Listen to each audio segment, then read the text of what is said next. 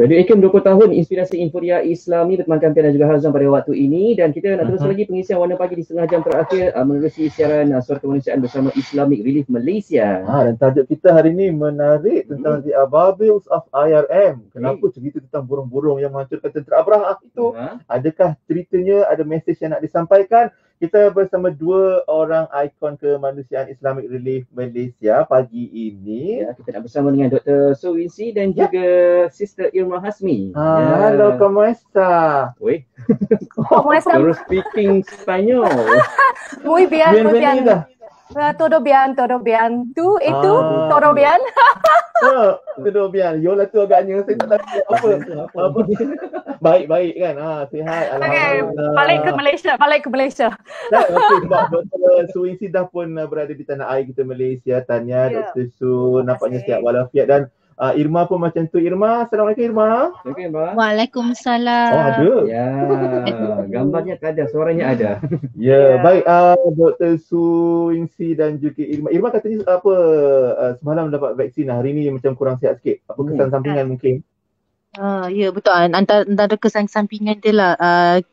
Alhamdulillah sampai juga turn dan memang tak, sebenarnya kita dah ada accept dah interview hari ni. So walaupun demam, kita tetap juga nak bersama dengan pendengar-pendengar IKIM. So, kita cuba yang terbaik lah hari ni, insyaAllah. Alhamdulillah. Terbaik Irma dan Dr. Su. Mungkin jom kita nak cerita tentang The Ababil's of IRM, dan kita fokus pada bagaimana kita solidariti kita kepada Palestin, saudara dan sahabat kita di sana. Dan dalam masa yang sama kita nak tunjukkan juga pada dunia, ini bukan isu agama sahaja, tapi isu kemanusiaan. Macam Dr. Su sendiri mungkin boleh kongsikan macam mana agaknya, walaupun sebagai seorang yang bukan Muslim, tapi tetap kita kena tunjukkan solidariti kita pada saudara-saudara kita di Palestin, Dr. Su.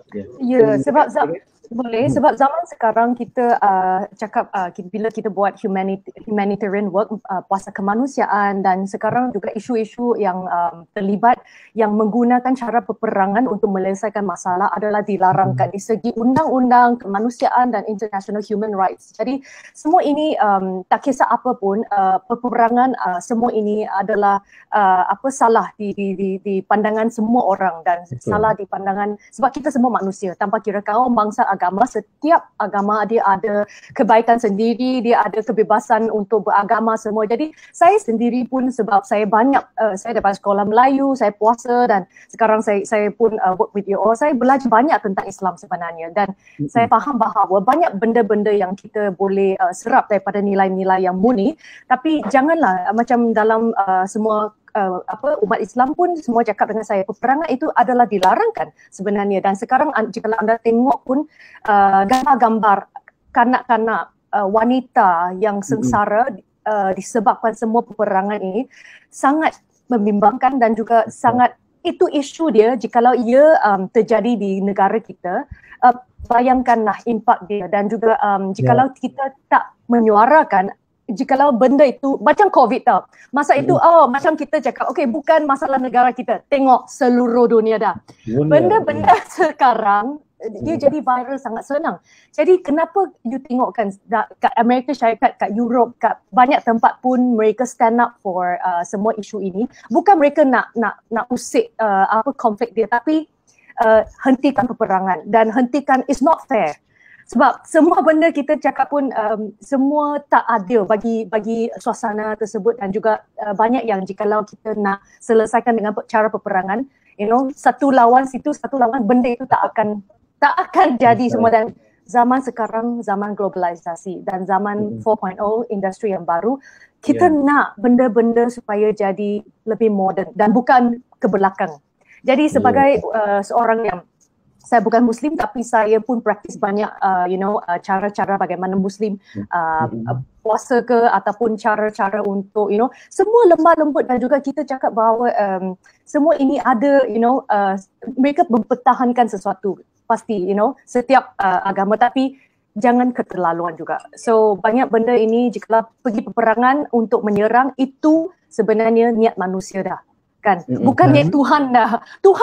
Tuhan nak kita beraman, dan juga kita tak tak menyerang satu sama lain, dan juga no discrimination, dan humanitarian work kita kena turun padang tanpa kira kaum bangsa dan agama. Dan kita sebagai non-Muslim hanya help you to pertahankan kat luar dari segi sudut kat luar agar mereka non-Muslim pun faham dan maklum bahawa isu ini sebenarnya isu kemanusiaan dan isu human rights. Oh, terbaik Dr. Su Wingsi, dan tahniah juga Dr. Su, bukan sekadar puasa Ramadan dekat Sepanyol pula tu, tapi Dr. Su pun berjaya laksanakan puasa 6 dalam bulan Syawal. Kita macam mana? Ini soalan untuk kita. Tapi yang penting semangat dan kemanusiaan dan solidariti tu yang kita nak dapatkan contoh dan inspirasi daripada Dr. Su. Irma? Saya. Irma.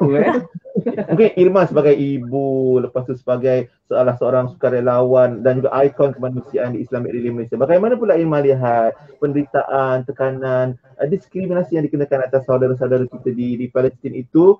Bagaimana boleh menjadi satu semangat, peniup semangat untuk Irma juga sebagai salah seorang ikon kemanusiaan? Silakan Irma. Okey, insyaAllah. Sebab isu ni kita tahu kan dia dah lama. Bukan baru hari ini, bukan baru tahun ni. Kalau nak ceritakan pelibatan kita dalam kerja-kerja kemanusiaan berkait dengan isu Gaza, Palestin pun dah bertahun-tahun sebenarnya. Islamic Relief sendiri pun dah komit lama dah. Kita tahu pun di Gaza sendiri pun kita ada pejabat lapangan kita di sana, di mana Islamic Relief Palestin yang sentiasa committed membantu rakyat Gaza khususnya yang paling teruk terkesan dan juga sekitarnya lah di kawasan Palestin. Dan benda ni bukan baru, dia dah berpuluh tahun kan, lebih daripada umur kita lagi kan. Biar muda lagi kan. Sebenarnya sebelum kita lahir dah tadi dah isu ni. Jadi sekarang kalau nak ikut pelibatan saya sebagai seorang ibu, sebenarnya sebelum masa saya mula bergiat aktif yang betul-betul fokus waktu saya mengandung anak pertama. Masa tu saya tak tahulah kenapa. Mungkin masa tu antara waktu yang saya dapat info dan orang kata awareness yang paling banyak waktu tu, yang mana saya rasa kenapa selama ni kita ambil sambil lewa, tahu berlaku perangai, tahu sekian tapi tak menjalankan tanggungjawab kita. Maknanya kita memang tak boleh nak bantu sepenuhnya, kita tak boleh nak ubah keadaan, tapi sekurang-kurangnya kita tak duduk sahaja tanpa melakukan satu perkara. Jadi bila saya terfikir macam tu, tak apalah susah sedikit. Waktu tu saya mengandung dalam 5 ke 6 bulan macam tu. Itu waktu saya mula melibatkan diri saya dan ambil tahu dan ambil lebih banyak pengetahuan dan belajar nak tahu apakah sejarah yang berlaku berkaitan dengan isu Palestin ni sendiri. So masa tu makin lama makin bersemangat lah. Sebab kita rasa kadang kita penat, tapi sebenarnya bayangkan rakyat Gaza sendiri, Palestin yang melalui benda ni bertahun-tahun berketurunan kan.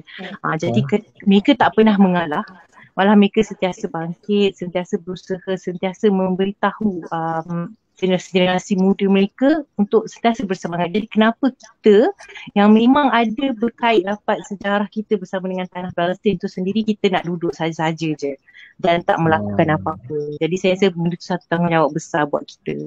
Itulah antara sebab kenapa saya tetap nak melibatkan diri dan tetap sentiasa cuba menyampaikan maklumat-maklumat, info-info berkaitan dengan apa yang berlaku di Palestin, sejarah-sejarah dia. Dan bukan saya seorang, dan saya juga kagum dengan usaha-usaha daripada ikon kemanusiaan Islamic Relief yang menjalankan kempen berkaitan dengan Palestin ni. Masya Allah, semuanya berusaha sebaik mungkin. Jadi kita membahagi tugas secara tak langsung sebenarnya. Mana kita boleh cover, kita cover. Mana kita boleh spread the awareness, kita spread the awareness supaya orang lebih tahu, orang lebih cakna berkaitan dengan isu ini. Baik, terbaik. Rasanya banyak juga sesi-sesi online yang berlangsung macam Dr. Su Wingsi dengan Irma pun ikuti bila kisah atau bercerita tentang solidariti kita kepada Palestin. Kejap lagi mungkin Dr. Su nak mungkin komen sikit sebab since kita dah cerita tentang online kan, kadang-kadang ada antara kita mungkin dia terlepas pandang isu adab, isu kesopanan, kesusilaan kita bila bersuara bercerita tentang segenap perkara termasuk bila bercerita tentang kemanusiaan ni. So kita berehat kejap? Ya, kita berhenti rehat dulu. Kita kembali selepas ini dan anda semua jangan ke mana-mana, terus setia bersama kami hanya di Warna Pagi, Inspirasi Islami. Radio IKIM 20 tahun, Inspirasi Inforia Islami. Terima kasih kepada anda yang terus saja mendengarkan kami di IKIM Inspirasi Inforia Islami. Selamat pagi untuk anda dan kita masih lagi bersama menerusi segmen Suara Kemanusiaan bersama Islamic Relief Malaysia. Dan kita masih lagi bercerita tentang The Ababills of IRM dan kita masih bersama dengan ikon kemanusiaan IRM dua orang iaitu Mr. Irma Hasmi dan juga Dr. So Wincy. Yang ketiga sebelah saya ni. Tak adalah, saya hari ni tukang tanya je dan tukang membawa. Dengar ke? Apa cerita? Tak ada, kita sebab kita bercerita tentang tadi sama-sama kita cerita tentang kemanusiaan, solidariti pada Palestin dan The Ababills of IRM. Kenapa dipanggil Ababil? Mungkin kat sini digambarkan, mungkin kita nampak kecil burung ababil itu, tapi subhanallah besar kesannya pada seluruh dunia bila kita tunjukkan ke suara kemanusiaan kita. Kan Dr. Su, cuma macam mana? Sekarang ni dalam PKP, semuanya online. Dalam online ni macam mana batas-batas yang perlu kita jaga supaya suara kemanusiaan itu sampai, Dr. Su?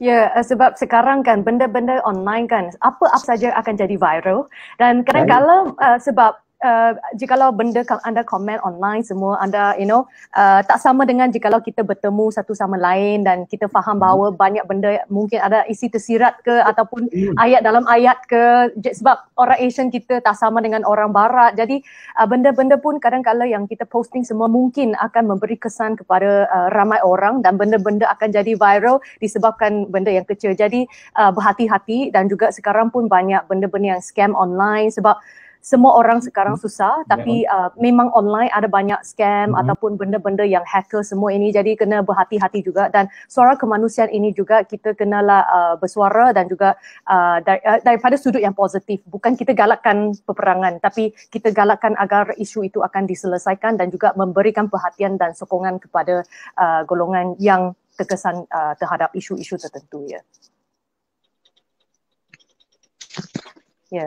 Jadi amatlah pentinglah. Kadang-kadang terutamanya zaman sekarang banyak anak-anak yang online belajar semua, sebab saya pun sedang melanjutkan pelajaran saya semua. Jadi benda-benda akan diteruskan.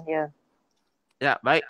InsyaAllah itu macam kita ceritakan tadi lah, anak-anak dah ada PDPR sehari-hari menghadap kamera, menghadap komputer. Lepas tu dalam kalau ada kempen-kempen yang lalu dalam, termasuk kempen dari Islamic Relief Malaysia yang lalu pada anda untuk cerita tentang macam mana anda boleh menyumbang, teruskanlah sumbangan supaya kita dapat sama-sama membantu. Bukan sekadar tinggalkan pada ikon kemanusiaan saja, Dr. Su ataupun Irma. Mungkin Irma nak komen sikit, Irma, macam mana bila kita cerita tentang harapan kita dan doa dan bantuan kita pada saudara-saudara di Palestin, kita apa inisiatif yang kita nak bawakan pada mereka? Irma. Okey. Kita tahu Gaza ni kita cakapkan dia diganggu lah, bukan sentiasa. Dan mereka hidup dalam keadaan yang begitu trauma. Kalau cerita pasal anak-anak kecil, anak-anak kecil daripada seawal usia setahun, saya rasa bila mereka boleh memahami situasi, mereka dah diuji dengan pelbagai Masya Allah, cabaran dia sangat. Kalau kita tengok, contoh dia yang baru ni kan, masa waktu bulan puasa dan bawa ke raya. Bila mereka dibom, kan rumah-rumah mereka semua runtuh. Bangunan-bangunan, berapa banyak bangunan kita tengok yang viral dekat media sosial, tempat tinggal kan. Dan tempat-tempat press kat sana, tempat-tempat NGO pun semuanya runtuh. Dan bila kena kat tempat tinggal, mereka memang hidup mereka susah, daif, dan mereka berkongsi satu rumah kadang dalam 3 ke 4 keluarga. Dalam rumah tu boleh mencapai sehingga ke 30 orang. So bila mereka dibom dalam keadaan macam tu yang tak kira waktu, tengah pagi, tengah malam, waktu mereka sedang tidur, kalau mereka boleh tidur, kalau mereka tak, kebanyakan ni kalau kita dengar pengalaman, mereka tak boleh tidur, kadang berhari-hari mereka tak tidur, baru nak tidur je dengar airstrike, baru nak tidur je dengar gegaran, baru nak tidur je dengar bom jatuh, dan tahu-tahu je rumah mereka sendiri yang dibom dan runtuh. Dan anak-anak kecil yang terselamat, yang kita tengok yang survive, kadang-kadang mereka hilang anggota badan tu adalah ketika waktu berlakunya perang macam ni. Mungkin masa runtuhan tu kaki mereka tersepit, tangan mereka tersepit. Jadi seawal usia setahun saya pernah tengok kes yang mana budak kecil ni hilang anggota kaki dia. Dan dia membesar dalam keadaan macam tu disebabkan kesan perang tu sendiri. Bayangkan, Dan waktu perang tu juga dia kehilangan ibu dan yang membesarkan dia hanya bapa. Itu baru satu kes dan kita tahu ada beratus-ratus kes yang berlaku setiap hari. Dan belum cerita tentang mereka tak cukup kelengkapan tempat tinggal sebab dah tak ada. Ni mereka kebanyakannya mereka ni adalah displaced people lah. Mereka duduk di bawah-bawah runtuhan rumah mereka. Mana yang mereka boleh kutip barang-barang mereka kutip. Dan makan, of course makan. Kalau nak cerita pasal sekarang kita tengah giat menjalankan kempen Reboot Palestine dan juga kita tengah menjalankan kempen untuk rezeki korban kan. So ini antara target yang kita akan sampaikan kepada mereka. Sebab mereka ni tak akan jumpa daging. Bayangkanlah kebun-kebun mereka pun dah dihancurkan. Ternakan mereka pun dihancurkan juga. Jadi macam mana mereka nak survive? Mereka tak boleh nak bekerja. Barang-barang keperluan disekat dekat borders, tak boleh masuk. Dan cerita pasal keperluan perubatan. Sama juga, mereka tak dapat perubatan yang sebaik-baiknya. Jadi bayangkan kepayahan hidup mereka dengan kos yang tinggi, kos kehidupan setiap hari yang begitu tinggi. Jadi dengan bantuan kita lah yang mereka boleh juga survive sebenarnya. Mana kita boleh sampaikan, kita sampaikan. Kita mungkin tak boleh bantu 100% tapi tak adalah kita meninggalkan semua. Kita tetap bantu. Dan bayangkan satu keluarga yang ramai, yang anak mereka, contoh ada satu kes yang dikongsikan seorang ibu, mereka cukup lagi satu keluarga tapi anak-anak mereka ni ada 9 orang dan 9 orang ni ada masalah kesihatan sebab sepanjang mereka membesar, mereka kekurangan nutrisi. Jadi tumbuh saraf mereka terbantut. Jadi bayangkan macam mana ibu ayah dia nak menjaga 9 orang anak yang mana memang kekurangan nutrisi. Jadi tumbuh saraf mereka tak sempurna. Dan dengan suaminya bekerja, mana yang ada macam contohnya jadi penghantar barang dekat pasar raya dan berapa je upah yang ayah didapat untuk tanggung 11 orang satu keluarga. Jadi dengan usaha yang dijalankan oleh Islamic Relief Malaysia ni, kita banyak kempen-kempen yang kita jalankan, termasuk yang terbaru sekali untuk rezeki korban. Ada juga yang kita akan sampaikan daging-daging korban ni di Palestin. So sekurang-kurangnya dalam masa setahun tu ada jugalah waktu untuk kita menggembirakan mereka dan terus memberi semangat kepada rakyat Gaza dan juga rakyat Palestin. InsyaAllah. Jadi saya harap sangat siapa yang mendengar ini rajin-rajin masuk ke website Islamic Relief dan kita tengok media sosial Islamic Relief yang banyak kongsikan kisah dan juga usaha yang dijalankan oleh Islamic Relief Malaysia sendiri. InsyaAllah. Hajar Sarbiah pun kata mereka duduk ramai-ramai serumah, tak sempat stres untuk dunia, tak sempat nak fikir tekanan-tekanan sebagainya. Mereka masing-masing Allah beri ujian ikut kemampuan masing-masing dan kita yakin mereka di sana kuat. Tapi insyaAllah macam Irma sebut tadi lah kan, kadang-kadang sumbangan-sumbangan yang kita sampaikan ni sedikit sebanyak memberi kekuatan pada mereka juga untuk terus survive. Dr. Su mungkin nak kongsikan juga sekarang di Islamic Relief Malaysia kita ada kempen Rebuilding Palestine, kita ada kempen rezeki korban, even My Sedekah pun boleh juga anda salurkan untuk membantu saudara-saudara kita. Mungkin apa channel ataupun saluran untuk sahabat-sahabat kita yang nak membantu? Jadi ini account Islamic Relief Malaysia. Jadi memang anda boleh pergi ke social media dan semua link ada kat situ sebab banyak yang tanya link kat mana sebab kadang-kadang bila kita cakap semua banyak yang ada banyak kempen sekarang. So jika anda nak menderma kadang-kadang serendah RM10 pun anda boleh membantu mereka. Jadi senang je anda pergi ke website ataupun social media mereka, anda boleh PM mereka semua dan tim-tim kat belakang mereka semua akan support you dan banyak yang memang informasi itu kat situ sebab sekarang zaman social media kan, so senang mereka untuk mencari mereka dan banyak lagi yang mereka boleh menghulurkan bantuan kepada mereka. Semua informasi kat situ. Kan? InsyaAllah. Laman web rasmi kita islamic-relief.org.my ataupun semua akaun media sosial yang macam Dr. Su tunjukkan tadi, cari saja Islamic Relief Malaysia. Okey, yang penting fikir kemanusiaan, fikir Islamic Relief. Baik, terima kasih Dr. Suwinsi, terima kasih Irma Hasmi untuk sharing kita pagi ini dan jangan lupa untuk terus bersama-sama Islamic Relief Malaysia untuk membantu saudara-saudara kita khususnya di Palestin dan macam-macam kempen yang dibawakan. InsyaAllah jumpa lagi. Terima kasih dan bye-bye Dr. Su dan Assalamualaikum Irma. Baik, Alhamdulillah. Itu perkongsian kita Suara Kemanusiaan Islamic Relief Malaysia untuk hari ini.